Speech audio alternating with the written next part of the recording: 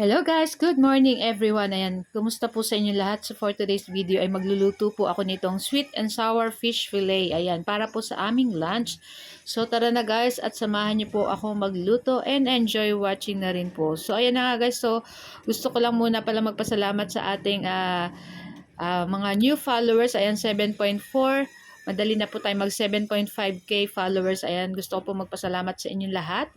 So, ayan na nga guys. So, niready ko na dyan guys yung ating pang sweet and sour fish fillet. Yung ginamit natin dyan guys is yung cream dory na fish na nabibili sa groceryhan. Ayan, masarap yan guys kasi wala na rin talaga siyang tinik. Kaya nga fillet, o diba?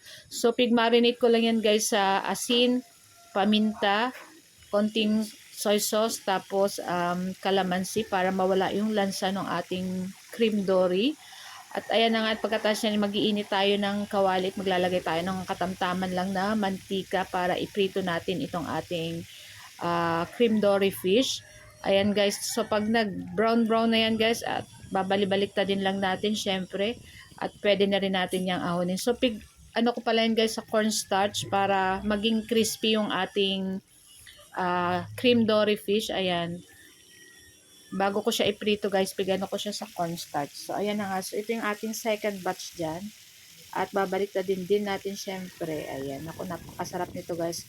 So nakalimutan ko guys maglagay ng pineapple. Pwede po kayong gumamit ng pineapple. Ayan. Medyo nagdadali po kasi si Ma'am Shi kasi may work na naman si Ma'am Shi. Kaya ayan. So okay lang naman po guys. Ang importante ay masarap pa rin naman yung ating sweet and sour fish fillet. Ayan. So, ayan na nga guys. So, ahunin na natin yan at lagay na natin sa ating plato.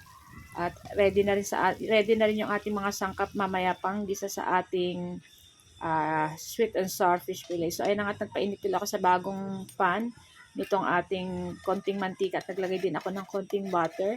And start na rin natin dyan igigisa guys yung ating bawang. Ayan. And pagkatapos yan, ilagay na rin natin dyan yung ating onion. Ang ginamit natin dyan, syempre, is color white. Isang buong piraso yan na onion. At naglagay na rin ako ng carrots, guys. Ayan, pig-designan ko lang yan ng ganyan. At naglagay na rin ako ng konting asin dyan at konting paminta para may lasa na yung ating ginigisang sangkap dyan. And pagkatapos yan, guys, ilagay na natin dyan yung ating bell pepper. Ayan. And after nyan guys, maglalagay tayo dyan guys ng ketchup. Ayan, pwede po kayong gumamit ng tomato sauce or kayo po ang bahala. Para sa akin po kasi masarap ang ketchup kasi talagang manamis-namis na rin siya. Naglagay rin pala ako dyan guys ng liquid seasoning para mas masarap yung ating sweet and sour. At ayan na nga yung ating tinunaw na cornstarch na nilagyan ko ng konting sugar at konting suka ng niyog. Ayan. So, ayan na at halu-haluin lang natin yan guys. Pakukuluan lang natin yan. Then, ilalagay na natin dyan yung ating pinirito kanina na cream dory fish fillet. Ayan. Ako, napakasarap nito guys. So, ito lang ang aming video today. Ayan.